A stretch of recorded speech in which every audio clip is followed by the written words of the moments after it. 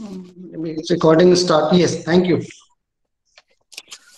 Child conservation foundation और सेवा भारती की 85वीं वेबिनार में आप सभी का स्वागत है।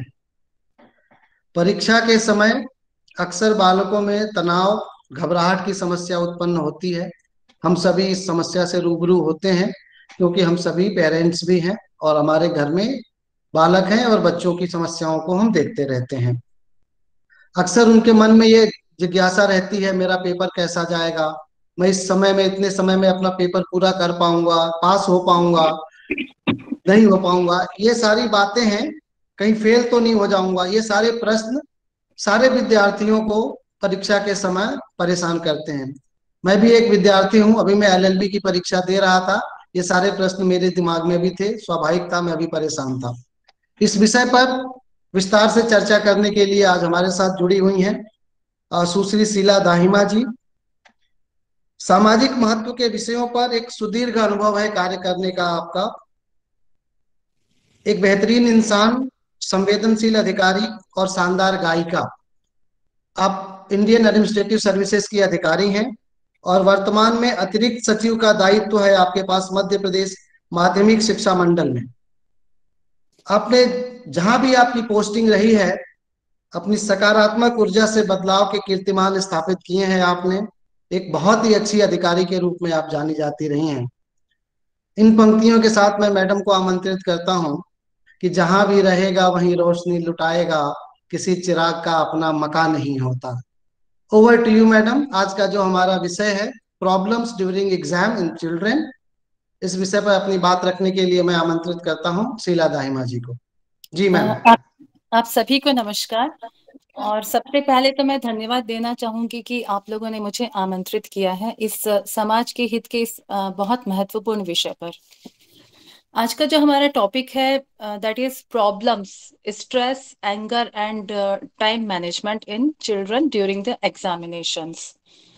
तो यहाँ पर मैं ये कहना चाहूंगी कि जो तनाव होता है उसके दो प्रकार होते हैं, एक होता है सकारात्मक और एक होता है नकारात्मक।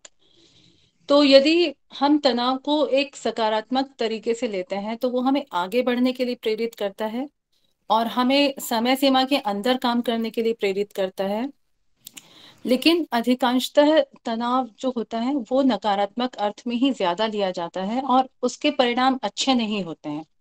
जब हम देखते हैं नकारात्मक जो परिणाम होते हैं तनाव के, दूरगामी परिणाम होते हैं, हमारे शारीरिक और मानसिक दोनों ही प्रकार के स्वास्थ्य के लिए अच्छे नहीं माने जा सकते हैं और इसीलिए तनाव पर बात करना बहुत जरूरी है। हम बच्चों की बात करते हैं। बच्चे चूंकि अपरिपक्व होते हैं, अनुभव में बहुत कम होते हैं, इसलिए उन्हें तनाव भी बहुत जल्दी हो जाता है। और वे कौन कौन से कारण हैं, कौन कौन से बिंदु हैं जिन पर उन्हें ज्यादा तनाव हो सकता है, मैंने उन बिंदुओं को छांटने की कोशिश की है।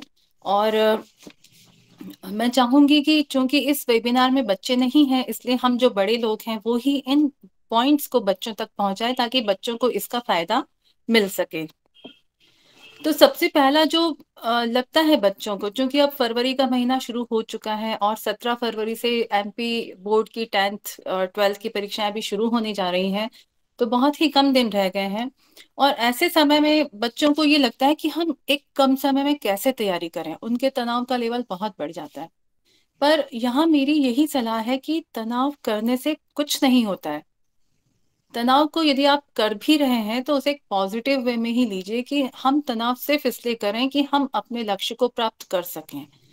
बाकी तनाव लेने का हमारा उद्देश्य ये नहीं होना चाहिए कि हम बीमार पड़ जाएं, हम किसी और तरह की गलत सोच में डूब जाएं, ये सब नहीं होना चाहिए। तो कम समय में परीक्षा की तैयारी कैसे करें, और इसके बारे में बच्चों को मैं यही सलाह दे सकती हूँ कि बच्चों, हर परीक्षा के लिए एक ब्लूप्रिंट होता है और उस ब्लूप्रिंट में पूरा मेंशन रहता है कि कौन सी यूनिट से कितने क्वेश्चंस आने वाले हैं और वो कितने नंबर्स के आएंगे। इस बार एक अच्छी बात ये भी है कि कोरोना टाइम है, इसलिए जो मुख्य विषय हैं उनके अधिकतर मुख्य विषय सिलेबस लगभग 20 से 30% तक कम भी किए गए हैं। तो बच्चों का जो एक कोर्स है वो थोड़ा सा कम भी हुआ है। और दूसरी बात, जो पैटर्न है परीक्षा का वो भी थोड़ा सा बदला, उसमें बदलाव आया है। जो 40% क्वेश्चंस होंगे वो वस्तुनिष्ठ होंगे, ऑब्जेक्टिव टाइप के होंगे। 40% जो है वो सब्जेक्टिव होंगे, विषय वस्तु पर आधारित, और जो 20% है वो एनालिटिकल क्वेश्चंस होंगे। तो यहाँ जो वस्तुनिष्ठ प्रश्न है वो काफी आपके लगभग आधे से कम है। तो यहाँ पर बच्चे यदि थोड़ा सा भी ध्यान देते हैं तो वो काफी अच्छा स्कोर कर सकते हैं। दूसरा मैं ये कहना चाहूंगी कि हम जब कोई भी काम करते हैं तो हम एक योजना बनाएं, चाहे वो परीक्षा हो या कोई भी अन्य काम हो, चाहे बड़े करें चाहे बच्चे करें। यदि हम योजना बना के चलते हैं तो हम ज्यादा सक्सेसफुल हो सकते हैं, और हमारा स्ट्रेस का लेवल भी योजना के अनुरूप चलने पर काफी हद तक कम हो जाता है। प्लस हमें सफलता के चांसेस बढ़ जाते हैं। तो इसलिए हम एक अपनी पूरी प्लानिंग कर सकते हैं कि हमारे पास क्या क्या सब्जेक्ट हैं, हमारे पास दिन कितने हैं, समय कितना है, उन सब के अनुरूप हम किस प्रकार से हमारी पढ़ाई की शैली होनी चाहिए। बच्चों को एक टाइम टेबल अपना बनाना चाहिए पढ़ाई का। साथ में जो परीक्षा का टाइम टेबल है उसको भी वो देखें कि सबसे पहले कौन सा प्रश्न पत्र है, उसके बाद कौन सा है, उसके बाद कौन सा है, उन प्रश्न पत्रों के बीच में कितने दिनों का गैप है। इन सारी चीजों को भी वो देखें, और उसके अनुरूप वो अपनी पढ़ाई की स्ट्रेटेजी तय कर सकते हैं कि जो प्रश्न पत्र सबसे पहले आ रहा है सबसे पहले उसकी तैयारी कर ली जाए। उसके बाद जो नेक्स्ट आ रहा है उन गैप में भी उसको रिवीजन कर लें, या जो भी बच्चा अपने योजना बनाता है या उसको लगता है कि मैं इस तरह से बेहतर कर सकता हूँ, वो उस समय उसे करना चाहिए। फिर एक बात ये भी है कि जो पिछले सालों के प्रश्न पत्र हैं उन प्रश्न पत्रों को भी देखा जा सकता है, क्योंकि पिछले सालों के जो प्रश्न पत्र देखने से एक आइडिया लग जाता है कि कौन से वे महत्वपूर्ण विषय हैं, बिंदु हैं जिन पे अधिकतर पूछा जाता है, और उनमें किस प्रकार के पूछे जा रहे हैं, छोटे प्रश्न पूछे जा रहे हैं कि उसमें बड़े प्रश्न पूछे जा रहे हैं। तो एक ये आइडिया भी पिछले साल के क्वेश्चन पेपर्स देखने से लग सकता है। फिर इसके बाद जो बहुत ही महत्वपूर्ण बात होती है जब हम परीक्षा की बात करते हैं या तनाव की बात करते हैं, तो सबसे प्रमुख बात ये होती है कि हम चाहे कुछ भी करें जिंदगी में, तनाव एक स्वाभाविक प्रक्रिया है। हमें तनाव ऐसा नहीं है कि जिंदगी में सिर्फ पढ़ाई करते हैं तभी तनाव रहेगा, तनाव आपके साथ जिंदगी भर लगा ही रहेगा, क्योंकि वो एक जिंदगी का हिस्सा है। पर हमें उसका सामना करना है हिम्मत से, हौसले से, और अपनी आशावादिता से और सकारात्मकता से उसका सामना करना है। तो बच्चों को यही बातें बतानी होंगी कि ये एक स्वाभाविक प्रक्रिया है तनाव होना, और इससे घबराने की जरूरत नहीं है। अपने मन को, अपने मस्तिष्क को शांत रखिए और आगे बढ़िए।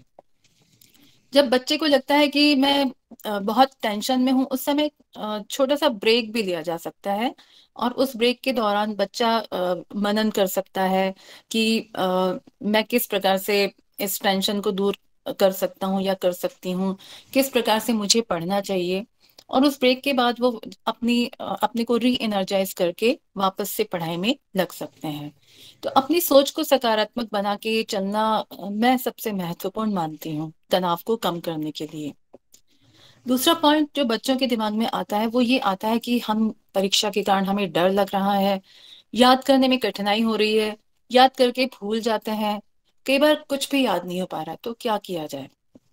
यहाँ पर भी मैं यही कहूंगी कि ये सारी चीजें जो होती हैं, जो याद नहीं रहना होता है, ये सब तनाव, डर, घबराहट के कारण होते हैं। तो ये जो निगेटिव फीलिंग्स हैं, इन फीलिंग्स को हमें संतुलित करना है, या हम इनसे दूर रह सकें। पर ये हमेशा पॉसिबल नहीं होता, but we can always balance these bad feelings. तो बच्चे को ये सोचना चाहिए कि हमें चाहे कुछ भी हो जाए, हम हमारे पास समय भी यदि कम है लेकिन हम अपने मन को शांत रखेंगे। हमने जो भी पढ़ाई साल भर की है, यदि हम उसको करते हैं और उसके हिसाब से हमें जितना भी याद है हम उसको जरूर करेंगे। तो याद रखने के लिए कई बार कुछ ट्रिक्स भी होती हैं जैसे कि आप नोट्स बनाए, सिनॉप्सिस बना सकते हैं। कई बच्चों को ग्रुप डिस्कशन करना ज्यादा कन्वीनियंट लगता है या उनको ज्यादा उसमें सहूलियत होती है, तो ग्रुप डिस्कशंस कर सकते हैं। और यदि कुछ जो फॉर्मूलेस होते हैं फिजिक्स के, मैथ्स के, केमिस्ट्री के, तो उन फॉर्मूलेस को याद रखने के लिए भी आप कुछ ट्रिक्स अपना सकते हैं। कुछ फॉर्मूलेस जो हैं उन्हें लिख के अपने कमरे में टांग सकते हैं या ऐसे जगह टांग सकते हैं जहां बच्चे को वो ज्यादा से ज्यादा दिख सके। तो ये कुछ हमें अपने पढ़ने के लिए जो ट्रिक्स होती है वो बड़े भी बच्चों की सहायता डेफिनेटली कर सकते हैं। और बच्चे खुद भी अपने हिसाब से अपनी उन ट्रिक्स को डेवलप कर सकते हैं। जैसे एक बहुत अच्छा उदाहरण होता है विबग्योर का, कि आपके इंद्रधनुष के कौन कौन से रंग है उसे याद करने का एक उदाहरण विबग्योर से होता है। तो इस तरह से हम अपने अपने तरीकों से चीजों को विकसित कर सकते हैं। बच्चों के दिमाग में एक प्रश्न ये भी आता है कि हमारे जो विषय हैं, हमको यदि कुछ विषय संबंधी कठिनाइयां आ रही हैं तो हम उन्हें कैसे दूर कर सकते हैं। तो इसके बारे में अ, भी बच्चों को बहुत परेशान होने की जरूरत नहीं है, क्योंकि ये भी एक स्वाभाविक चीज है, सभी बच्चों के साथ हो सकती है। तो यदि बच्चों जी, यदि बच्चों को ऐसा कुछ भी लगता है तो सबसे पहली बात यह है कि उन्हें शर्माने की या संकोच करने की जरूरत नहीं है कि मुझसे ये प्रश्न नहीं बन रहा है या ये बात मुझे समझ में नहीं आ रही है। ये बिल्कुल एक स्वाभाविक और नॉर्मल प्रवृत्ति है। तो बच्चे जो हैं वो अपने शिक्षकों से मार्गदर्शन ले सकते हैं, अपने सहपाठियों से जिन्हें उस विषय का अच्छा ज्ञान है उनसे भी वे पूछ सकते हैं। और इसके साथ साथ जो माध्यमिक शिक्षा मंडल की हेल्पलाइन भी है, उसका नंबर भी मैं आपको बाद में बताऊंगी। उस हेल्पलाइन नंबर पे फोन करके भी बच्चे बता सकते हैं कि हमें इस विषय में कठिनाई हो रही है। तो उस विषय के विषय विशेषज्ञ का नंबर हमारी हेल्पलाइन सेवा के काउंसलर द्वारा बच्चों को उपलब्ध करा दिया जाता है। बच्चे उनसे भी बात करके अपनी कठिनाइयों को दूर कर सकते हैं। इसके बाद बच्चों का एक जो प्रश्न होता है या उनके मन में एक जो विचार आता है वो ये आता है कि हम लगातार बहुत अधिक समय तक पढ़ाई नहीं कर सकते हैं, तो क्या किया जाए। हाँ, ये बहुत से लोगों के साथ होता है कि आप लगातार इकट्ठे कई घंटों तक नहीं पढ़ सकते हैं। तो उसमें भी घबराने की बिल्कुल आवश्यकता नहीं है। आप अपने विषय को टुकड़ों टुकड़ों में बांट सकते हैं। आप अपना जो एक टाइम टेबल है, दिन का शेड्यूल बना सकते हैं कि मुझे इतने बजे उठना है, मुझे इतने बजे इस विषय को पढ़ना है, उसके बाद मुझे इस विषय को पढ़ना है, इतनी देर पढ़ना है। और मान लीजिए बच्चे को लगता है कि एक आध घंटा पढ़ के उसको बोरियत हो गई है या अब पढ़ने में मन नहीं लग रहा है, तो उस समय थोड़ा सा 5-10 मिनट का एक ब्रेक लिया जा सकता है। उस दौरान बच्चा थोड़ी सी हल्की सी वॉकिंग कर सकता है, या उसको यदि कुछ और जो भी उसकी पसंद का छोटा मोटा काम है वो कर सकता है। तो उस समय में जब एक ब्रेक लिया जाता है तो वो मोनोटोनी टूटती है और उसके बाद बच्चा फिर से अपना मन पढ़ाई में लगा सकता है। और साथ में कुछ एक्सरसाइजेस भी होती हैं जो हम बच्चों को बता सकते हैं। जैसे ध्यान बहुत ही प्रभावी माना जाता है। यदि बच्चा ध्यान करने में उसको रुचि है तो वो ध्यान भी कर सकता है। ये हम बड़ों को उन्हें सिखाना पड़ेगा। योग, बहुत से ऐसे योगासन होते हैं जिनसे आपकी याददाश्त बढ़ती है, स्टैमिना बढ़ता है। तो उस प्रकार के योगासन और ध्यान जो है, ऐसी क्रियाएं भी बहुत सहायक होती हैं। और बहुत सहायक होती है आपकी सकारात्मक सोच। यदि बच्चा ये सोचे और बड़े भी उन्हें ये बताएं कि बेटा, आपकी ये परीक्षाएं जो हैं वो आपको आगे बढ़ने के लिए बहुत जरूरी है, और परीक्षाएं तो कुछ ही समय चलती हैं। कुछ समय के लिए हम संयम रख सकते हैं, हम धैर्य रख सकते हैं, और हम अपने मन को एकाग्र रख सकते हैं। तो बच्चे को निश्चित तौर पे जब बड़े भी उन्हें हेल्प करेंगे, उन्हें मोटिवेट करेंगे, तो डेफिनेटली बच्चों को काफी इसमें मदद मिलती है। कई बार बच्चों के दिमाग में ये प्रश्न भी आते हैं कि हमें गणित, रसायन, भौतिक शास्त्र के फॉर्मूले याद नहीं होते हैं। तो उसके लिए, जैसा कि मैंने पहले भी बताया, मैं फिर से रिपीट कर रही हूँ कि उसको हम फॉर्मूलेज को हम लिख के रख सकते हैं। बच्चा अपनी स्टडी टेबल पे रख सकता है या अपने कमरे में जहां वो पढ़ाई कर रहा है वहां वहां पर उन्हें वो टांग के भी रख सकता है, या फिर वो अपनी किसी ट्रिक को भी डेवलप कर सकता है जिससे उसको याद रह सके।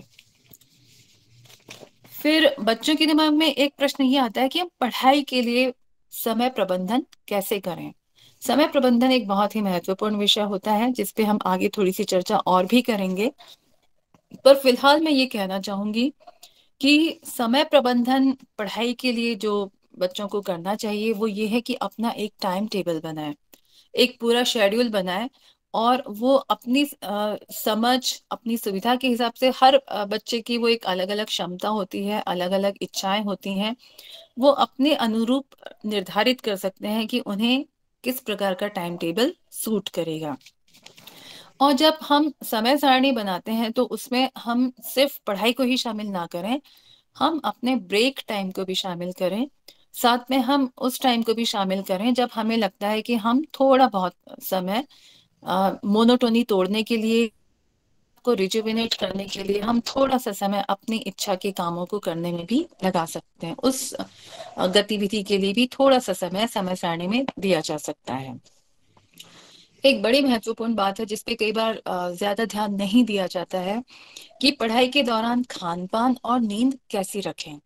ये दोनों बहुत ही महत्वपूर्ण बातें हैं कि पढ़ाई के दौरान आपकी नींद बहुत जरूरी है। कई बार बच्चों की ऐसी स्थिति होती है कि उनको लगता है कि टेंशन हो रहा है, नींद नहीं आ रही है, या हम ज्यादा देर तक जाग लें, नींद में कटौती करके और पढ़ लें। लेकिन मेरा अनुभव ये है कि नींद में कटौती करने का कोई फायदा नहीं होता है।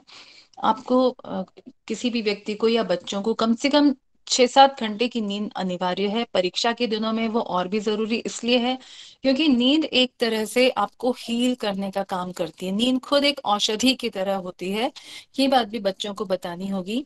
और दूसरा ये है कि यदि आप जबरदस्ती जाग रहे हैं और आपको नींद आ रही है तो उस समय बच्चा जो पढ़ रहा है वो उसको पूरी तरह से समझ भी नहीं सकता है और पूरी तरह से याद भी नहीं कर सकता है। इसलिए बेहतर यही होगा कि वो अपनी नींद के पर्याप्त घंटे परीक्षा के दिनों में भी समय दे नींद को पूरा। और बेहतर, कई बार ये माना जाता है कि आप सुबह उठ के यदि पढ़ सकें तो दैट इज बेटर। हालांकि वो सबकी अपनी अपनी पर्सनल रुचि हो सकती है और सबका अपना अपना वो अलग होता है। किसी बच्चे को रात में पढ़ना ज्यादा अच्छा लगता है, वो बच्चे अपनी सुविधा के हिसाब से कर सकते हैं। और खान पान जो बच्चों का है वो इस समय कोशिश ये की जानी चाहिए कि बाहर का खाना ना खाया जाए, घर का बना खाना खाया जाए जो सादा हो, पौष्टिक हो। तो ये छोटी चीजें हैं लेकिन काफी अच्छी चीजें हैं जो बच्चों को और बड़ों दोनों को समझनी होनी चाहिए। फिर जो तनाव और घबराहट है उसको बच्चा कैसे दूर करे, ये एक बहुत ही सामान्य क्वेश्चन है और बहुत ज्यादा पूछा जाता है। तो इसमें मुझे एक सुझाव मैं ये दे सकती हूँ कि जो तनाव है, घबराहट है, जब आपको ये हो रही है तो आप गहरी सांसें भी ले सकते हैं और आप ये सोचिए कि मुझे सकारात्मक रहना है, मैं मुझ में इतना पोटेंशियल है, मुझ में इतनी क्षमता है कि मैं इस तनाव का सामना कर सकती हूँ या कर सकता हूँ। बच्चा अपने से सेल्फ टॉक भी कर सकता है, positive self talk. Positive self talk यानी वो ये अपने आप से कह सकता है कि नहीं, मुझे अपनी पढ़ाई पे भरोसा है, मैंने जितना पढ़ा है मैं मन लगा के पढ़ूंगा या मन लगा के पढ़ूंगी और मुझे अच्छा परिणाम ही मिलेगा। तो ये समय ऐसा होता है जब तनाव हो या घबराहट हो, उस समय हम निगेटिव बोलते हैं या निगेटिव सोचते हैं तो वो हमारे लिए और भी खराब असर डालता है। इसलिए बेहतर यही होता है कि हम तनाव या घबराहट के माहौल में अपनी पॉजिटिविटी को बढ़ाएं, अपनी सकारात्मकता को बढ़ाएं, अपने मन को शांत रखें। और बच्चा उस समय ये ना सोचे कि मतलब कोई नकारात्मक विचार नहीं आने देना चाहिए अपने मन में कि परीक्षा होगी, मेरे पेपर अच्छे नहीं जाएंगे तो क्या होगा, मेरे मार्क्स अच्छे नहीं आएंगे तो क्या होगा। तो ये सब मत सोचिए। गीता में एक बहुत ही अच्छा वाक्य कहा गया है कि कर्मण्येवाधिकारस्ते माँ फलेषु कदाचन। और ये सीख वास्तव में एक बहुत ही व्यवहारिक शिक्षा है। तो इसलिए हम कर्म करने पे, यहाँ पे कर्म क्या है, यहाँ पे कर्म है पढ़ाई करना। तो बच्चे पढ़ें, अपना पूरा मन लगा के पढ़ें, अपनी पूरी क्षमता से पढ़ें, अपना सर्वश्रेष्ठ दें और उसके बाद वो परिणाम समय पे छोड़ें और परिणाम निश्चित तौर पे अच्छा ही आएगा। एक बात और जो बच्चे बहुत सोचते हैं, जो मुझे लगता है कि कई बार उनके दिमाग में ये आता है ख्याल कि मेरे दोस्त या मेरी सहेलियों की पढ़ाई तो अच्छी चल रही है लेकिन मेरी पढ़ाई अच्छी नहीं चल रही है। तो इस बात को लेकर भी बच्चों में कई बार बहुत तनाव हो जाता है। ऐसे में मैं ये कहूंगी कि अपनी तुलना किसी से मत करिए। Everyone is unique in this world. हाँ, अपना सर्वश्रेष्ठ देने का प्रयास जरूर करना चाहिए, और कोई निगेटिव विचार मन में बिल्कुल नहीं लाए। अपनी पढ़ाई पे ध्यान दीजिए। यदि आपको कोई कठिनाई आ रही है, उस कठिनाई को दूर करने की कोशिश कीजिए, और अपना आत्मविश्वास बनाए रखिए। आत्मविश्वास बहुत जरूरी है। हम सकारात्मक होने की बात करते हैं किसी भी प्रकार के तनाव में, घबराहट में, इसके साथ साथ अपना आत्मविश्वास बनाए रखना, दैट इज इक्वली इम्पोर्टेंट। फिर बच्चों में एक बहुत कॉमन जो प्रश्न होता है कि हम परीक्षा में अच्छे अंक कैसे लाएं। तो यहाँ मैं ये कहूंगी कि अ, अच्छे अंक लाना हर विद्यार्थी का एक सपना होता है। हर विद्यार्थी को लगता है कि हम बहुत अच्छे अंक लाएं। ये स्वाभाविक सी भी चीज है, क्योंकि प्रतिस्पर्धा का भी जमाना है, समाज का माहौल भी ऐसा है। लेकिन फिर भी मैं यही कहूंगी कि बच्चा अपना सर्वश्रेष्ठ करे और अंकों को अच्छा लाने का पूरा प्रयास करे, लेकिन अंकों को लेकर उस पर किसी प्रकार का तनाव या दबाव ना बनाया जाए। यहाँ पे स्पेशली पालकों से और शिक्षकों से मेरा अनुरोध है कि कृपया आप उन्हें प्रेरित करें, प्रोत्साहित करें बच्चों को, कि हाँ बच्चे, आपको बहुत अच्छे से पढ़ना है। यदि पढ़ाई अच्छी होगी तो अंक अपने आप अच्छे आएंगे। लेकिन उनको ये नहीं कहना कि यदि तुम्हारे अंक खराब आए तो तुम बेकार हो। कोई निगेटिव टॉक बच्चों से नहीं करनी है। जहां तक हो सके आप उन्हें प्रेरित ही करें। और देखा जाए तो अंक यदि अच्छे आते हैं तो उसके पीछे पूरी साल भर की पढ़ाई होती है। तो बच्चों को एक चीज ये समझाने की जरूरत भी होती है कि यदि आप अच्छे नंबर लाना चाहते हैं तो आपको साल भर पढ़ाई करनी पड़ेगी, और उसकी भी पूरी एक स्ट्रेटेजी बना के पढ़ना पड़ेगा आपको, और पूरे मनोयोग से पढ़ना पड़ेगा कि किस प्रकार से हम कर सकते हैं। अ, तो सकारात्मक सोच भी बहुत आवश्यक है। और परीक्षा की जब हम बात करते हैं अच्छे नंबरों की, तो यहाँ पर एक बड़ी महत्वपूर्ण बात ये भी होती है कि बच्चा जो लिख रहा है वो क्या लिख रहा है। उसकी लिखावट स्पष्ट होनी चाहिए, साफ होनी चाहिए। प्रश्नों के उत्तर टू द पॉइंट होने चाहिए। और ऐसा नहीं हो कि जो प्रश्न है वो 40 शब्दों में पूछा गया है और उसका जवाब लिखा जा रहा है 100 शब्दों में। तो जो भी निर्धारित सीमा है शब्दों की, उस सीमा के आसपास ही उस प्रश्न का उत्तर दिया जाए, ये बच्चों को बताना बहुत जरूरी है। फिर एक चीज ये भी है कि आजकल जो टॉपर्स बच्चे होते हैं उनकी आंसर शीट्स भी वेबसाइट्स पे उपलब्ध रहती हैं। हमारे माध्यमिक शिक्षा मंडल में भी रहती है। तो बच्चे यदि उन उत्तर पुस्तिकाओं को देखना चाहते हैं तो वो उनको देखकर भी सीख ले सकते हैं कि किस प्रकार से जो जिनके अच्छे अंक आए हैं उन बच्चों ने किस प्रकार से लिखा है।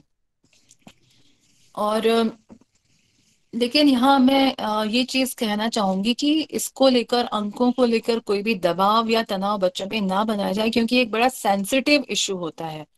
और यहाँ कई बार ये भी देखा गया है कि यदि बच्चों पे बहुत दबाव बनाया जाता है या तनाव उनको दिया जाता है तो बच्चे घर से भाग जाते हैं और सुसाइड करने जैसे अतिवादी कदम भी उठा लेते हैं। तो हमारे लिए बच्चा महत्वपूर्ण है, और हम उसे धीरे धीरे जैसा डेवलप करते हैं वो उस डायरेक्शन में वैसा डेवलप भी होता चला जाता है। तो यहाँ पर बड़ों की भूमिका मुझे काफी महत्वपूर्ण लगती है। और बच्चों को हम एक बात ये भी समझा सकते हैं कि आप अपना बेस्ट कीजिए। परीक्षा में आपके बहुत अच्छे नंबर आए, सभी को लगता है, तो give your best, do your best. लेकिन यदि आपको बाय चांस नंबर बहुत अच्छे नहीं भी आते हैं तो उसे लेकर परेशान होने की जरूरत नहीं है। आप अपना आत्मविश्लेषण कीजिए कि कहाँ पे हमसे चूक हुई है, कहाँ पे हमें अपने सुधार करने की गुंजाइश है, और उस सुधार को करके अब की बार बेहतर हो सकता है। अंक प्राप्ति बेहतर हो सकती है। पर बच्चों को साथ में ये भी, ताकि उन्हें टेंशन ना हो, वो अनावश्यक परेशान ना हो, उनको ये भी बताया जा सकता है कि दुनिया में ऐसे बहुत सारे सक्सेसफुल लोग हुए हैं जिन्होंने अपने स्कूली टाइम में या कॉलेज टाइम में बहुत अच्छे नंबर नहीं मिले थे। कई सक्सेसफुल लोग तो बल्कि स्कूल की पढ़ाई भी पूरी नहीं कर सके थे, कॉलेज की भी नहीं कर सके थे, लेकिन फिर भी वो सफल होते हैं। यहाँ मेरे कहने का मतलब यही है कि पढ़ाई तो खैर होनी ही चाहिए, लेकिन हम बच्चों को ये सिखाएं कि आप अनावश्यक अंकों का दबाव ना लें, गिव योर बेस्ट। यदि आप सर्वश्रेष्ठ देंगे तो आपके अंक स्वतः ही अच्छे आने प्रारंभ हो जाएंगे। इसके बाद एक चीज और जो बच्चों के लिए इम्पोर्टेंट हो जाती है वो होता है रिवीजन करना। जब परीक्षाएं होती हैं तो बच्चों ने जो भी साल भर पढ़ा है उसका रिवीजन भी उतना ही महत्वपूर्ण होता है। तो रिवीजन करने के लिए भी कुछ समय बच्चों को निकालना चाहिए, और उसमें भी बच्चे अपनी स्ट्रेटेजी तय कर सकते हैं। कुछ बच्चों को अकेले पढ़ना अच्छा लगता है, कुछ को ग्रुप में पढ़ना अच्छा लगता है। तो जो भी स्ट्रेटेजी बच्चा खुद के लिए कन्वीनियंट समझता है, जिसमें उसको आत्मविश्वास महसूस होता है, वो उस स्ट्रेटेजी को अपनाए। और रिवीजन करना भी बहुत जरूरी होता है, क्योंकि ये बच्चे को एक आत्मविश्वास देता है, और उसे कई चीजें यदि वो भूल रहा था तो उसको याद भी आ जाती हैं। फिर आगे मैं बढ़ती हूँ इसी विषय पर कि परीक्षा के समय विद्यार्थी क्या करें। तो टाइम टेबल उनको बनाना है, जैसा कि पहले भी मैंने बताया था। और एक चीज यहाँ बच्चों के लिए बड़ी इंपॉर्टेंट है कि चीजों को आप एकदम से रटे नहीं, क्योंकि रटने से चीजों में कुछ फायदा नहीं होना है। आपको हो सकता है आपने रट ली कोई चीज और उसको लिख दी परीक्षा में, लेकिन उससे आपको बहुत लाभ नहीं होता है। तो चीजों को समझिए, समझना ज्यादा महत्वपूर्ण होता है, और जब आप समझ जाते हैं चीजों को तो आपको उसे याद रखना भी आसान हो जाता है। फिर मैं बच्चों को ये सलाह देना चाहूंगी, और बड़ों को भी देना चाहूंगी, कि हम ये भावना रखें कि हम कर सकते हैं। जैसे बच्चे को जब तनाव होता है तो माता पिता या बच्चे के जो शिक्षक हैं या जो भी बड़े हैं वो उनसे ये कह सकते हैं कि बच्चों आपको डरने की जरूरत नहीं है, तनाव करने की जरूरत नहीं है, you can do it and you will do it. मतलब जो भी हो, आपके शब्द बच्चों के प्रति सकारात्मक रहें, आपके शब्द प्रेरित करने वाले होने चाहिए। तो ये जो शब्द होते हैं और ये जो टोन होती है, भावनाएं होती हैं, ये बच्चों को बहुत सहायता करते हैं। और एक चीज ये भी है कि जब बच्चे पढ़ाई करते हैं उस समय जो स्ट्रेस होता है दैट इज वेरी नेचुरल। और इस तनाव को दूर करने के लिए बच्चा म्यूजिक भी सुन सकता है, क्योंकि म्यूजिक के बारे में कहा जाता है म्यूजिक एक थेरेपी की तरह काम करता है। तो बच्चा थोड़ी सी देर मतलब अपने समय के अनुरूप कोई भी अपने अपना पसंदीदा संगीत सुन सकता है, क्योंकि कई बार संगीत आपके दिमाग को रिलैक्स करता है। उसकी अपनी खासियतें हैं। किसी को यदि डांस करना अच्छा लगता है वो बच्चा डांस कर सकता है, किसी को पेंटिंग करना अच्छा लगता है वो बच्चा पेंटिंग कर सकता है। तो जो भी उस बच्चे की अभिरुचियां, वो बीच में अपने उस तनाव को दूर करने के लिए अपने समय के अनुरूप अपनी इन गतिविधियों को भी कर सकता है। और एक सलाह मैं ये भी देना चाहूंगी कि हम कहते हैं कि मुस्कुराइए, है ना। मुस्कुराहट जो है वो आपके तनावों को दूर कर देती है। हंसना मुस्कुराना तो ये भी बहुत आवश्यक गुण है, और ये हंसना मुस्कुराना भी बच्चों को सिखाया जाना चाहिए। और इसके लिए जब परीक्षाएं होती हैं तो हम एक सलाह मैं ये भी दे सकती हूँ कि हम कॉमेडी चीजें भी देख सकते हैं। मतलब बच्चों को मान लीजिए 5-10 मिनट वो कुछ कॉमेडी किताब पढ़ सकते हैं, या कुछ कॉमेडी की क्लिप्स देख सकते हैं। तो उससे क्या होता है कि एकदम से जब हंसी आती है तो आपके बॉडी में ऐसे हॉर्मोन्स डेवलप होते हैं जो आपके तनाव को दूर करते हैं और आपको रिजुविनेट करते हैं। तो हंसना मुस्कुराना भी बच्चों को सिखाना बहुत जरूरी है। एक ये चीज भी मुझे लगता है कि बताना चाहिए। फिर जब परीक्षा की बात करते हैं कि परीक्षा का दिन है, मान लीजिए कल परीक्षा है, तो उसके पहले कुछ तैयारियां उसके एक दिन पहले बच्चों को कर लेना चाहिए। उसमें बड़े भी उनकी हेल्प कर सकते हैं कि आपका सेंटर, कई बार तो बच्चा जिस स्कूल में पढ़ता है वही सेंटर होता है, कई बार सेंटर अलग भी हो सकता है। तो यदि सेंटर अलग है उस स्थिति में सेंटर को पहले से ही पता कर लिया जाए कि वो सेंटर घर से कितना दूर है, कहाँ पर है, ताकि परीक्षा वाले दिन उस सेंटर को ढूंढने में समय और ऊर्जा ना बर्बाद हो। और यदि वो सेंटर नहीं मिलता है तो एक घबराहट होने लगती है, उस घबराहट से दूर होने में सहायता मिलेगी। फिर जब कोई भी बोर्ड परीक्षाएं आयोजित कराता है तो उसके कुछ इंस्ट्रक्शंस होते हैं परीक्षाओं के संबंध में। जब वो टाइम टेबल बनाते हैं तब कुछ इंस्ट्रक्शंस भी देते हैं, उदाहरण के तौर पर कि आप परीक्षा से इतने समय पहले पहुंचे, आपको इतने मिनट पहले, 10 मिनट पहले आपको प्रश्न पत्र दे दिया जाएगा, 5 मिनट पहले आपको उत्तर पुस्तिकाएं दे दी जाएंगी। तो जो भी निर्देश हैं परीक्षाओं के, उन सभी निर्देशों को भी जानना जरूरी है। और इस बार मध्य प्रदेश माध्यमिक शिक्षा मंडल जो परीक्षाएं आयोजित करा रहा है, क्योंकि ये कोरोना का समय है, तो कोरोना के संबंध में भी गाइडलाइंस हैं। जैसे कि थर्मल स्क्रीनिंग होगी जब बच्चे परीक्षा सेंटर्स पे जाएंगे। और बच्चों के लिए निर्देश ये है, सलाह ये है कि बच्चे अपनी पानी की बोतल स्वयं ही यदि ले जाएं तो ज्यादा बेहतर होगा। फिर मास्क लगा के जाएं, सोशल डिस्टेंसिंग करें। तो ये सारी कुछ बातें हैं। और बच्चे पहले से ही परीक्षा सेंटर पे पहुंच जाएं। जो एक निर्धारित समय है, 15 मिनट के बाद किसी को भी परीक्षा हॉल में एंटर नहीं होने दिया जाता है। तो इन सारी चीजों को पहले से ही समझना बहुत जरूरी है। फिर बच्चा अपनी जो कंपास है, अपने पेन, पेपर, पेंसिल जो भी है, इरेजर, वो सारी चीजें पहले से ही जमा के रख ले। अपना जो प्रवेश पत्र है वो सही है कि नहीं उसको चेक कर ले। तो ये सारी जो बहुत छोटी छोटी चीजें हैं, लेकिन उनका ध्यान रखना बहुत जरूरी है। फिर जब बच्चा परीक्षा हॉल में भी जा रहा है तो वो देख ले, अपने सीट को भी चेक कर ले कि कहीं उसके आसपास कोई ऐसा कागज वागज तो नहीं रखा है कि जिससे अंदेशा हो कि ये गलत कामों के लिए रखा है। तो वो अपना पूरा देख ले। यदि कुछ ऐसा उसे लगता है कि चिट विट कोई पड़ी हुई है तो अपने इन्विजिलेटर्स को बता सकते हैं बच्चे। तो ये सारी चीजों का भी उन्हें मुझे लगता है कि ध्यान बच्चों को रखना चाहिए। फिर अ, परीक्षा से एक दिन पहले जब बच्चा सुबह उठने की तैयारी करेगा, तो उस पहले परीक्षा से एक दिन पहले उसको बिल्कुल रिलैक्स रहने की कोशिश करनी चाहिए। वो घबराहट नहीं रखे कि भाई कल मेरी परीक्षा है। क्योंकि मैं याद कर रही हूँ कि जब पीएससी का एग्जाम हम देते थे तो उस समय खूब पढ़ाई करने के बाद एक टेंशन होता था। लेकिन मुझे ये लगता था कि नेक्स्ट दिन जब परीक्षा है तो मैं सब सोचना छोड़ देती थी कि ठीक है, मैंने पढ़ाई की है, मैंने अपनी तरफ से अपना सर्वश्रेष्ठ किया है। और मैं उस तनाव को नहीं पालती थी कि अब मेरा अगले दिन पेपर है। वो घबराहट होती जरूर थी, लेकिन वो एक नियंत्रित तरीके से होती थी। तो वो सारी घबराहट, वो तनाव से बच्चे दूर रहें, क्योंकि आपकी उस परफॉर्मेंस का असर पड़ेगा आपके पेपर देने के समय पे। फिर जब बच्चा परीक्षा हॉल में बैठा है तो कोशिश करनी चाहिए समय से पहुंच जाए सेंटर पे। और जब वो परीक्षा हॉल में एंटर करते हैं तो उस समय जब उन्हें प्रश्न पत्र दिया जाता है तो उस प्रश्न पत्र को पहले उत्तर पुस्तिका यदि मिल रही है तो उत्तर पुस्तिका में अपना नाम तो नहीं अलाउ होता है। रोल नंबर्स जो है वो बच्चा देख ले पूरा कि क्या उसने अपना रोल नंबर सही प्रविष्ट किया है। क्योंकि हम लोगों का ये अनुभव है कि कई बार बच्चे जो हैं बाद में वो परेशान होते हैं कि हमारा ये रोल नंबर नहीं था, हमारा वो रोल नंबर था। तो इसलिए ये एक बहुत महत्वपूर्ण बात है कि बच्चे अपना रोल नंबर देख लें कि प्रवेश पत्र में जो रोल नंबर उनका है वही रोल नंबर वो उत्तर पुस्तिका में लिखें। ये चीज बहुत जरूरी है। फिर उसके बाद जब आप प्रश्न पत्र पर आते हैं तो बच्चा प्रश्न पत्र को एक बार पहले अच्छे से पढ़ ले कि क्या क्या प्रश्न पूछे गए हैं।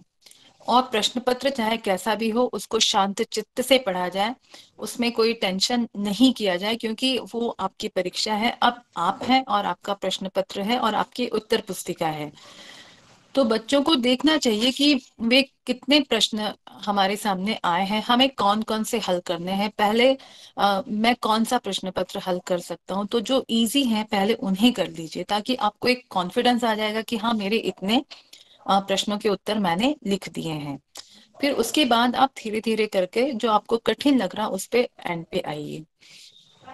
और प्रश्नों के जवाब मैं फिर से दोहराऊंगी कि टू द पॉइंट लिखिए। जो आपका है समय सीमा, शब्द सीमा जो है उसी शब्द सीमा के अंदर प्रश्नों के उत्तर लिखिए, क्योंकि आपको अच्छे नंबर तभी मिलेंगे यदि आपने 50 शब्द, आपसे कहा गया है कि 50 शब्दों में उत्तर लिखिए, और यदि आप 50 से, ठीक है कुछ शब्द थोड़े चल जाते हैं, 5-10, उससे ज्यादा नहीं। तो उसी शब्दों की सीमा में यदि बच्चा अपने प्रश्नों के उत्तर लिखता है तो उसे अच्छे अंक मिलने की संभावनाएं रहती हैं। साथ ही उसकी हैंडराइटिंग बहुत स्पष्ट होना चाहिए कि वो जो भी लिख रहा है, क्योंकि जो मूल्यांकन करता होते हैं उन्हें बच्चे ने जो उत्तर लिखा है वो एकदम स्पष्ट समझ में आना चाहिए। तो आपकी कॉपी साफ सुथरी हो और आपको जो पूछा गया है उसी का टू द पॉइंट आंसर बच्चा दे। इसके बाद आगे कई चीजें मैं पहले कह भी चुकी हूँ। एक जो बहुत कॉमन बात होती है जिसको लेकर पूरे समाज में ही चिंता व्याप्त होती है, वो ये होता है कि बच्चे और जो इंटरनेट है या सोशल मीडिया है, तो ये वास्तव में देखा जाए तो एक बड़ी समस्या होती जा रही है समय के साथ साथ। पर यहाँ यदि मैं व्यावहारिकता की बात करती हूँ तो मैं ये कहूंगी कि आज के समय में इंटरनेट या सोशल मीडिया को हम पूरा 100% अवॉइड शायद नहीं कर सकते हैं। हम उसको सीमित कर सकते हैं, डेफिनेटली सीमित कर सकते हैं, और सीमित करना भी चाहिए। लेकिन यदि हम कहें कि हम बिल्कुल इस्तेमाल नहीं करेंगे तो वो शायद संभव नहीं है, क्योंकि कहीं ना कहीं सोशल मीडिया या इंटरनेट आपके लिए हेल्पफुल भी हैं।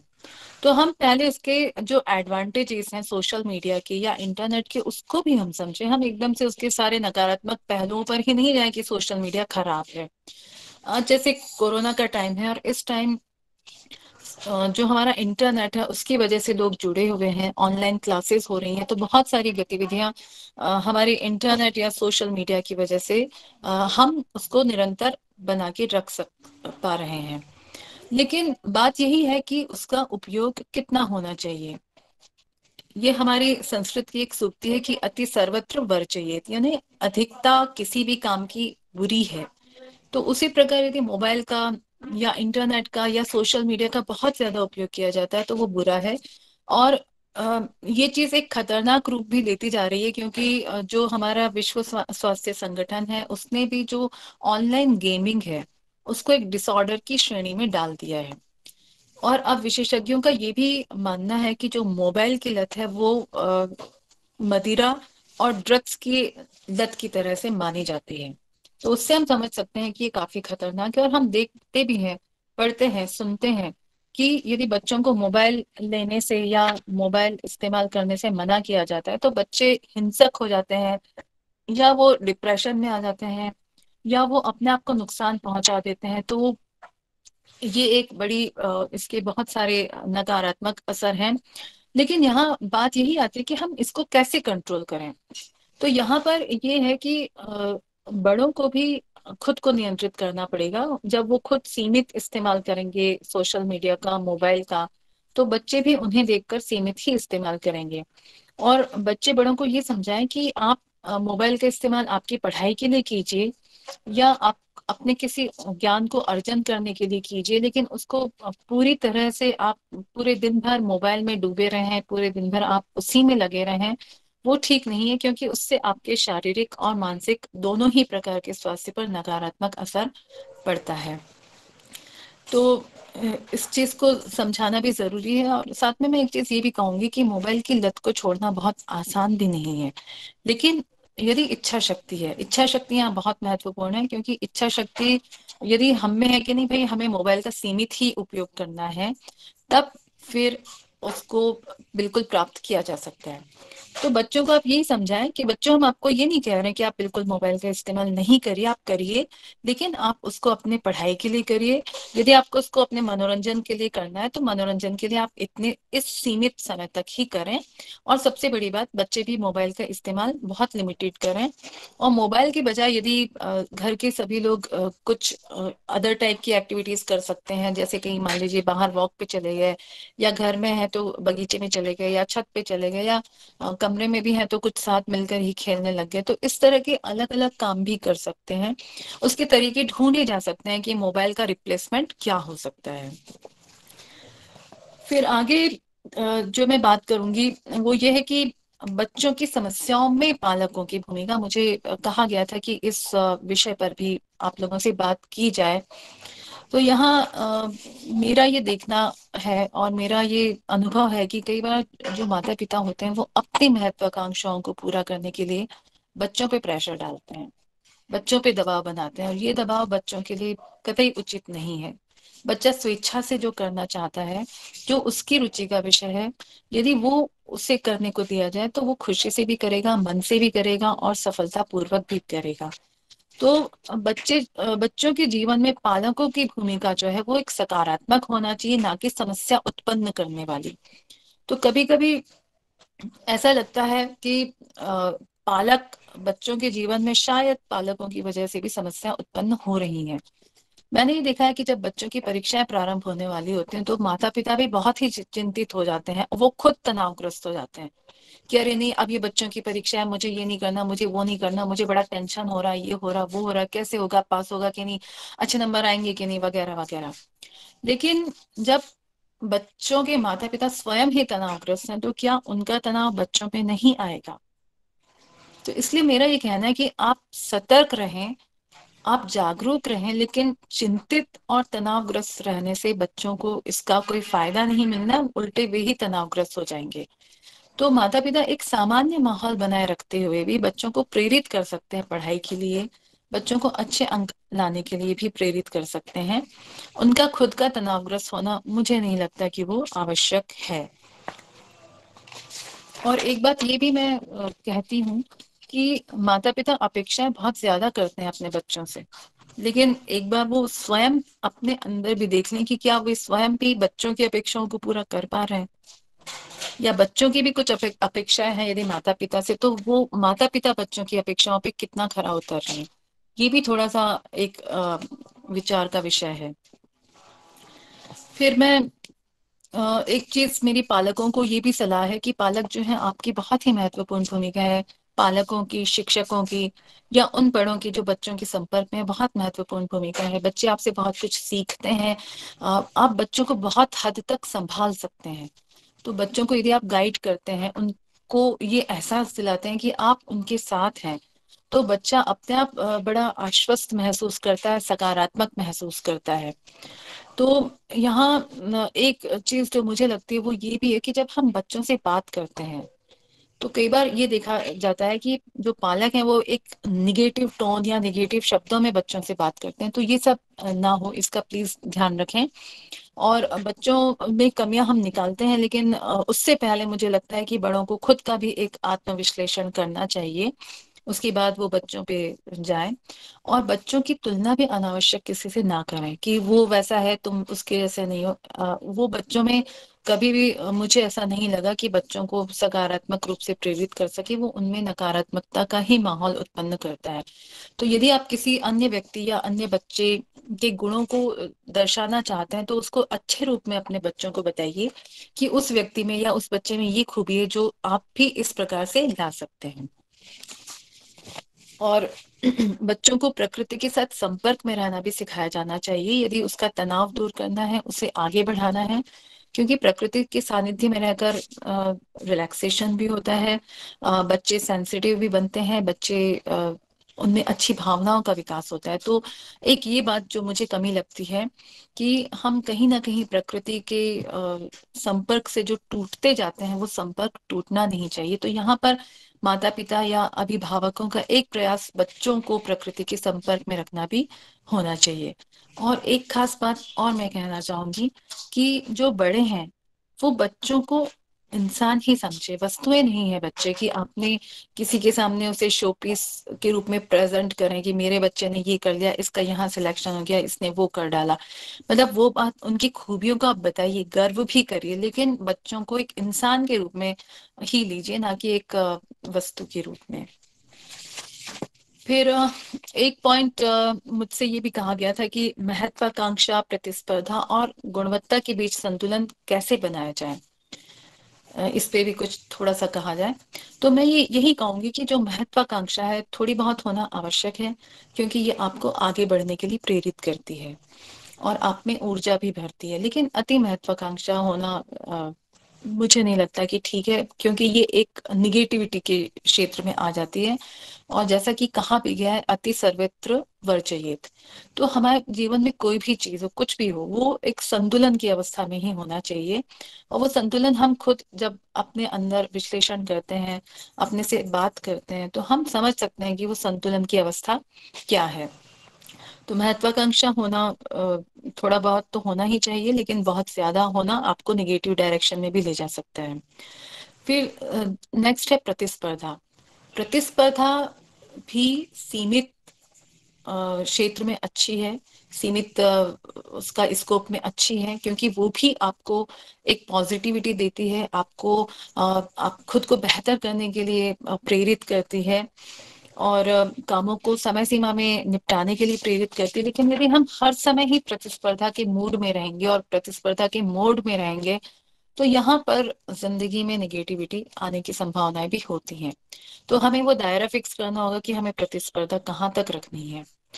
फिर मैं बात यदि करती हूँ गुणवत्ता की, तो गुणवत्ता तो हमेशा ही महत्वपूर्ण होती है, और हम कोई भी काम करते हैं उसकी गुणवत्ता क्या है, वही हमारा इम्पैक्ट डिसाइड करती है। तो गुणवत्ता तभी आ सकती है कामों में जब आप या कोई भी व्यक्ति या बच्चा पूरे मनोयोग से उस काम को करे जो उसको असाइन है। तो गुणवत्ता इज वेरी इंपॉर्टेंट। और सुखी और संतुलित जीवन के लिए, सफल जीवन के लिए, इन सभी में संतुलन होना आवश्यक है। वो संतुलन हम जब खुद सोचते हैं ना, तो हमें खुद ब खुद समझ में आ जाता है कि हम कहाँ पे जा रहे थे, जहां से हमें वापस लौटना चाहिए या हमें रुक जाना चाहिए। वो मुझे लगता है एक व्यक्ति खुद उसको विचार विमर्श करके डिसाइड कर सकता है। फिर एक पॉइंट मुझसे ये भी कहा गया था कि आप थोड़ा सा, जो बच्चों का तनाव है, चिंता है, बच्चों की समस्याएं हैं, उनमें शासकीय संस्थाएं और सामाजिक कार्यकर्ताओं की क्या भूमिका हो सकती है। ये भूमिका भी काफी इम्पोर्टेंट है, क्योंकि जब समाज के लोग सोचते हैं, देखिए जो बच्चे हैं, शिक्षा है, ये सब सामाजिक विषय ही हैं। तो इस पे समाज के जितने अधिक से अधिक लोग सोचेंगे समाज का, उसमें उतना ही भला होने वाला है। पर यहाँ पे आवश्यकता इस बात की है कि सब आइसोलेशन में काम ना करें, वो अलग अलग काम भी कर रहे हो लेकिन एक कॉमन प्लेटफॉर्म पे वो मिले, अपनी बात करें, अपने अनुभव शेयर करें। और शिक्षा एक बहुत ही पवित्र क्षेत्र है। बच्चे जो है वो एक बहुत ही पवित्रता है, वो भविष्य है, एक बहुत ही प्यारापन होता है बच्चों में। तो ये बहुत ही संवेदनशील विषय होते हैं।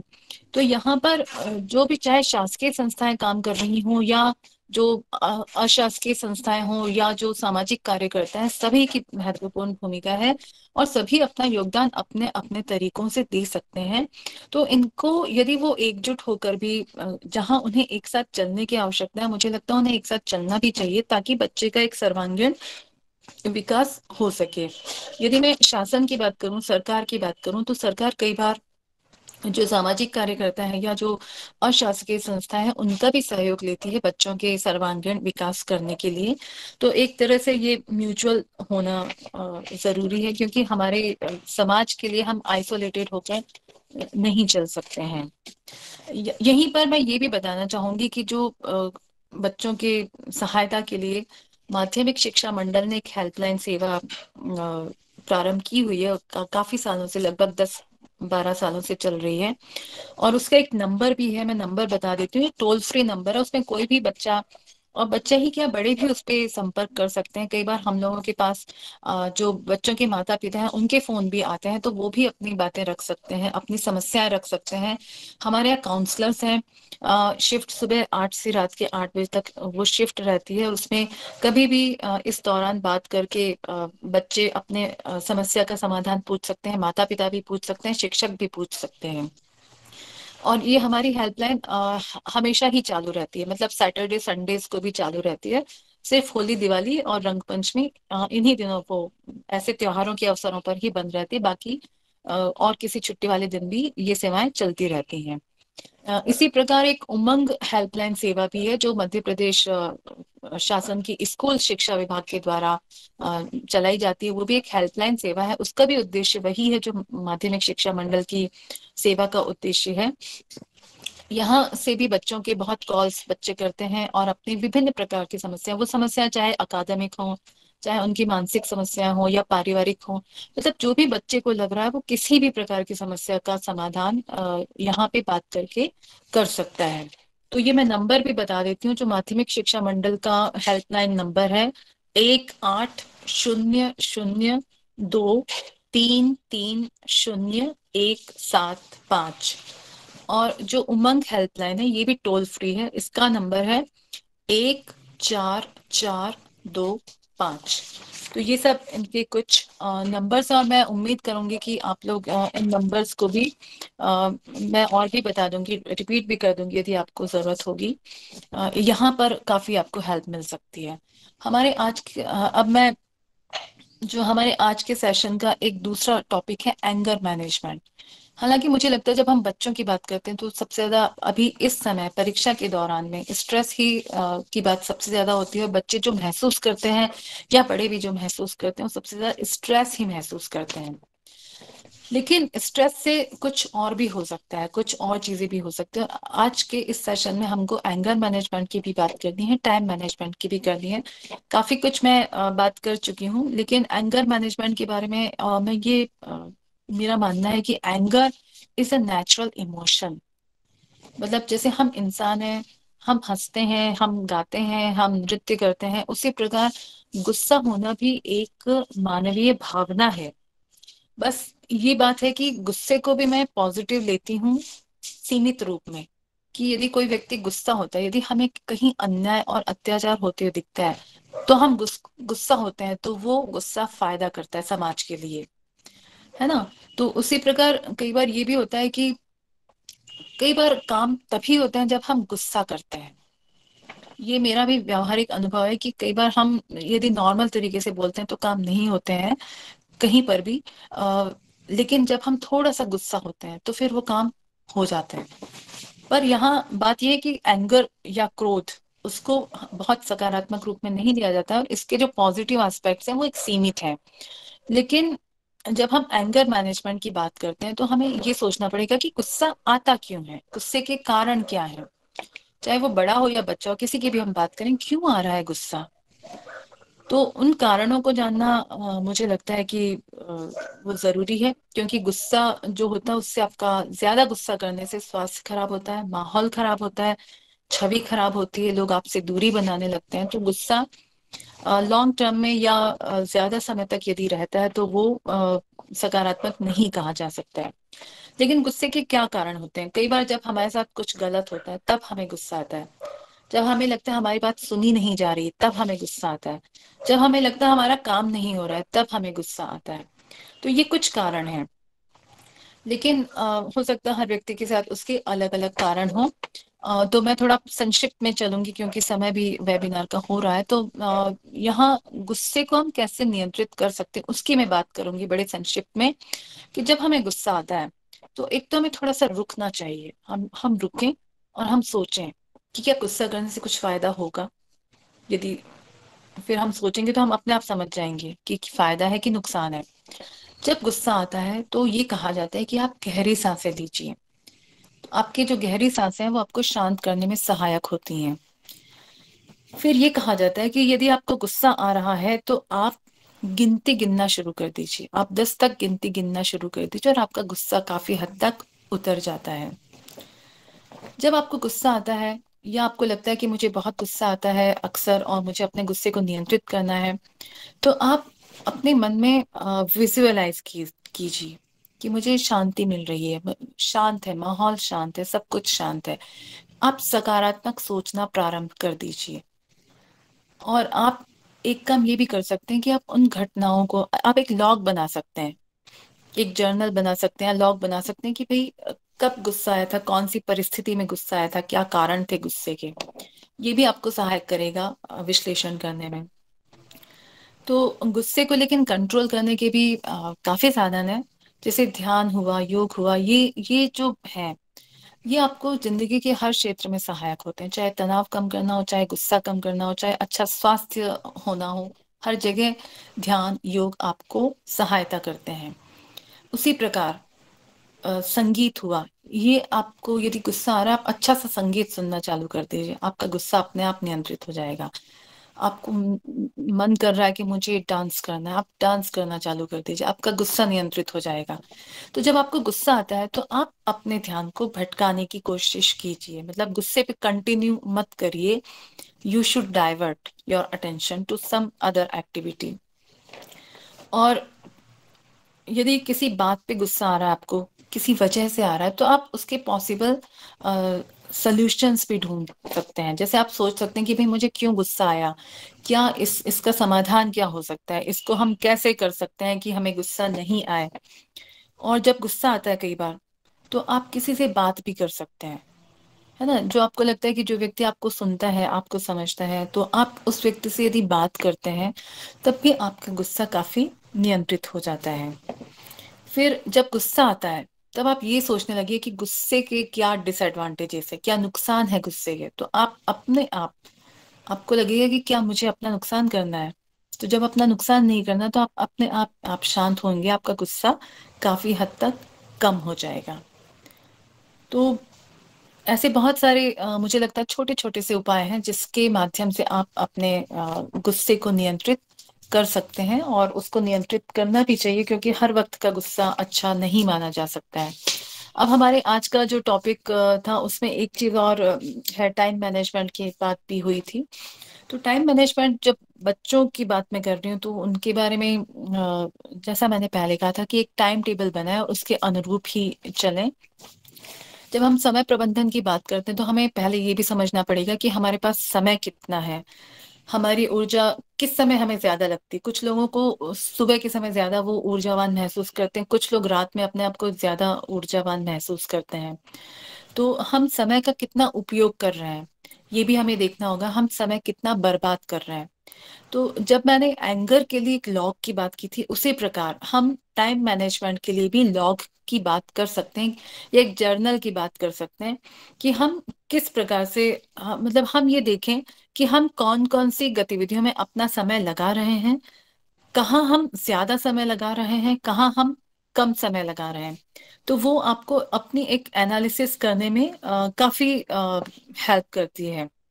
तो अम, साथ में जब हम समय प्रबंधन की बात करते हैं तो आपको एक बहुत महत्वपूर्ण बात ये भी हो जाती है कि आप सोशल मीडिया का या इंटरनेट का एक सीमित उपयोग करें, है ना। समय प्रबंधन की जब हम बात करते हैं तो प्लानिंग काफी महत्वपूर्ण होती है। प्लानिंग के बारे में मैंने पहले भी कहा था और अभी भी कहूंगी, क्योंकि प्लानिंग आपको आपके कामों को सफलतापूर्वक करने में और एक अच्छे तरीके से करने में काफी हेल्पफुल होती है, काफी सहायक होती है। तो आप प्लानिंग करिए कि आपका समय प्रबंधन किस प्रकार से होना चाहिए। आप अपने समय प्रबंधन की जब बात करते हैं तो आप आइडेंटिफाई कीजिए कि हमारे पास समय कितना है। आप अपनी एक टू डू लिस्ट बना सकते हैं कि मुझे कौन कौन से काम करने हैं।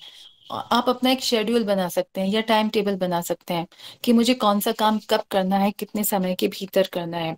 आप अपनी प्रायोरिटीज तय कर सकते हैं कि मुझे सबसे पहले सबसे महत्वपूर्ण काम को करना है, उसके बाद आपके प्रायोरिटी के क्रम में कामों को करिए। तो समय प्रबंधन में ये भी एक बड़ा महत्वपूर्ण माना जाता है कि आप आपके कार्यों की प्राथमिकता तय करें, उनका क्रम तय करें। फिर एक बहुत महत्वपूर्ण बात जो मैं मानती हूँ वो ये है कि बी ऑर्गेनाइज्ड।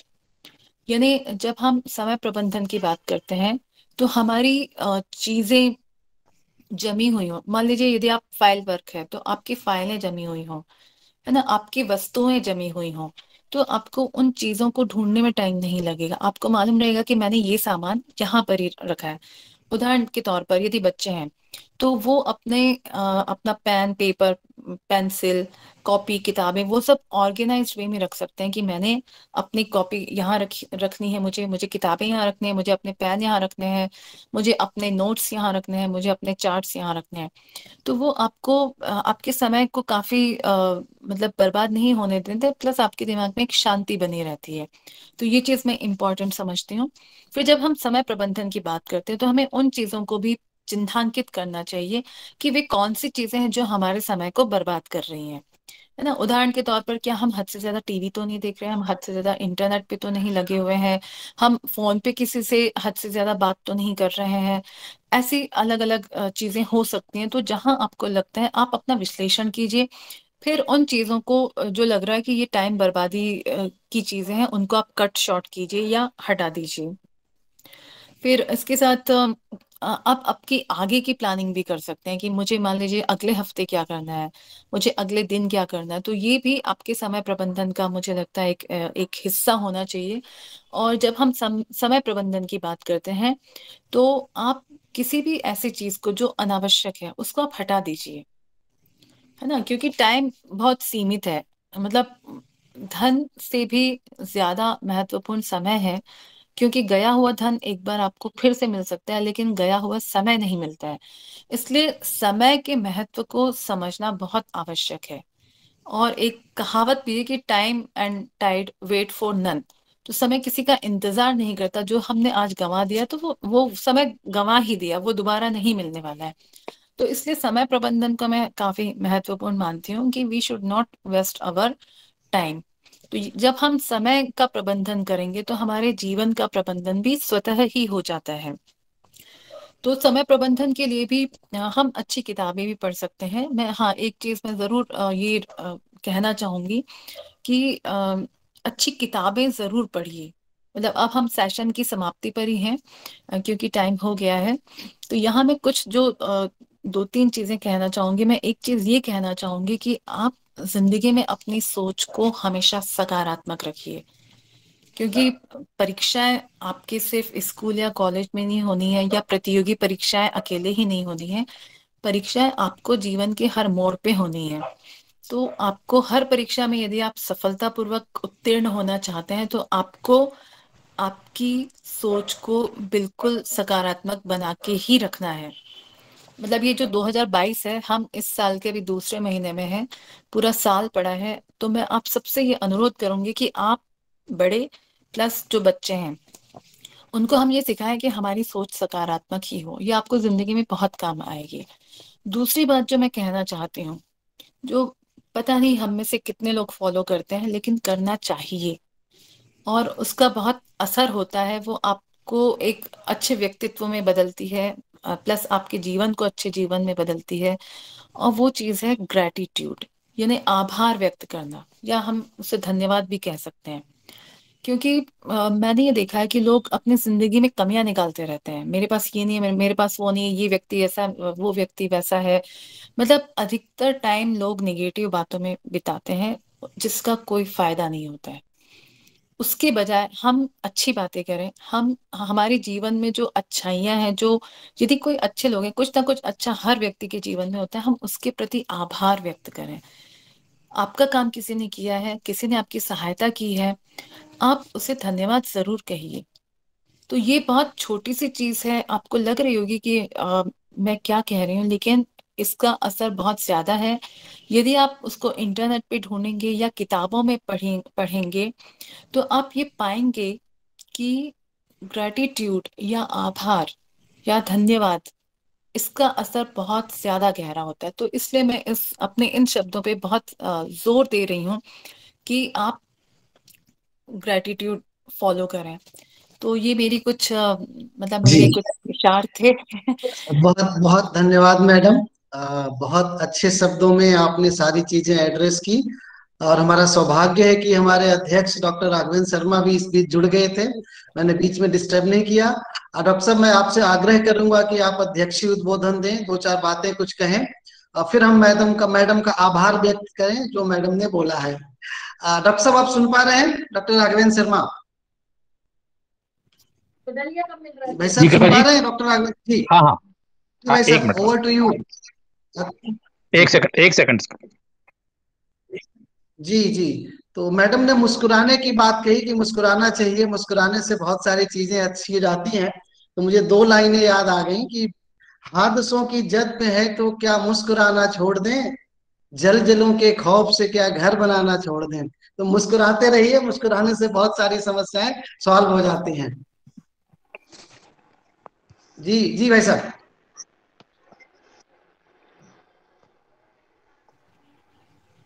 लोग कहते हैं मुस्कुराना एक संक्रमण है, उसको फैलाते रहिए। इसलिए बहुत कम जो तरह के संक्रमण होते हैं उनको फैलाना चाहिए। तो इसमें से एक ऐसा है कि इसको जितना फैलाओ। और मैं आदरणीय कृपा शंकर जी और आपकी पूरी टीम को हर बार की तरह इस बार भी धन्यवाद देता हूं कि हमारा जो वेबिनार का सोपान है वो नित्य निरंतर नए अपने उनको छूता जा रहा है। और आज हम सब लोगों के लिए बड़ी खुशी की बात है कि आदरणीय मैडम शीला जी ने हम सबको समय दिया। और हम उनको कई बार उनके बारे में सुनते रहते थे। और केवल मैं आपसे तो कम मुलाकात है, लेकिन दाइमा साहब से, मान दाइमा साहब से मेरी बहुत लंबी बातचीत होती रहती है। और अभी लंबे समय जब से अभी राजस्थान में है वो, और बीच में यहाँ थे तो मेरा लगभग रोजाना मिलना होता रहता था।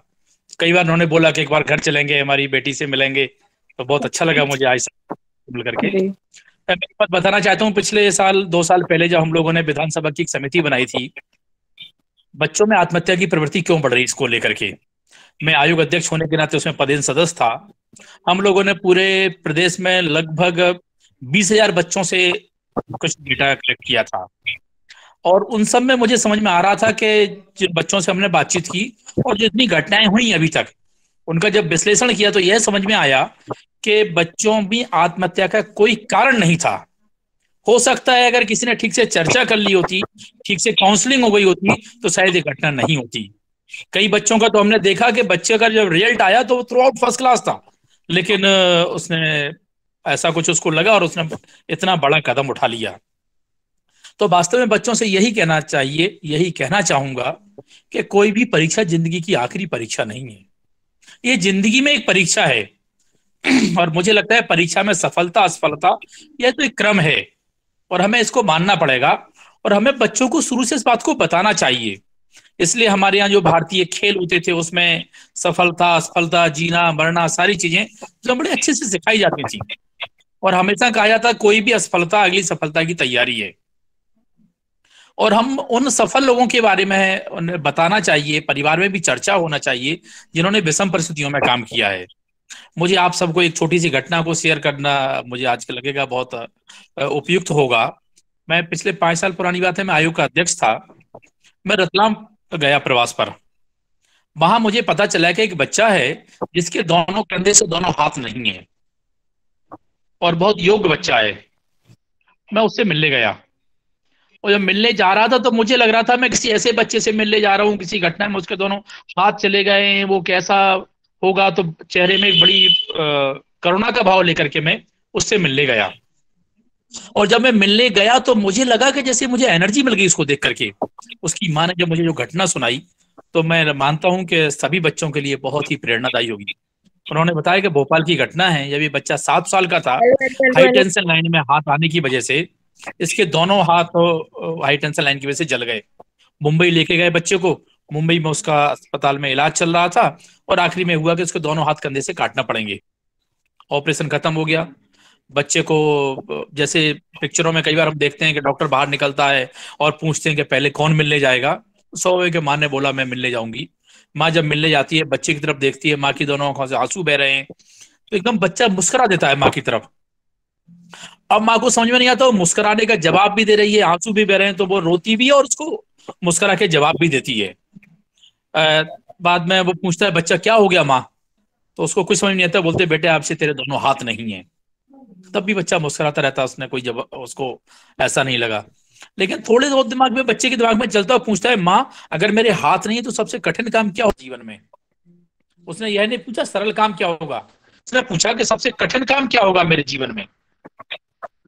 तो माँ को समझ में नहीं आ रहा था क्या जवाब दे, तो माँ ने उसको बोला कि बेटे आज के बाद तू अब स्विमिंग नहीं कर सकता, बाकी सारी जो समस्याएं होंगी वो मैं तेरी पूरी कर सकता हूँ, लेकिन तू स्विमिंग नहीं कर सकता। तो बच्चे ने बिस्तर में पड़े पड़े ऑपरेशन के बाद तय किया, और वो बच्चा हॉस्पिटल से घर नहीं गया, वो स्विमिंग पूल गया। आज उस बच्चे को स्विमिंग में 4 गोल्ड मेडल मिले हैं। वो भी चाइना में पेचिंग में जब कंपटीशन हुआ था उसमें गया। हिंदुस्तान की सबसे कम उम्र वाला सबसे ज्यादा गोल्ड मेडल प्राप्त करने वाला बच्चा है। मेरा कहने का आशा है ये सारी स्टोरी बच्चों को हमें बताना चाहिए। हम सबसे बड़ी बात क्या होती है आज के समय में, वो 3 घंटे की रियल लाइफ को अपने जीवन को मानने लगते हैं।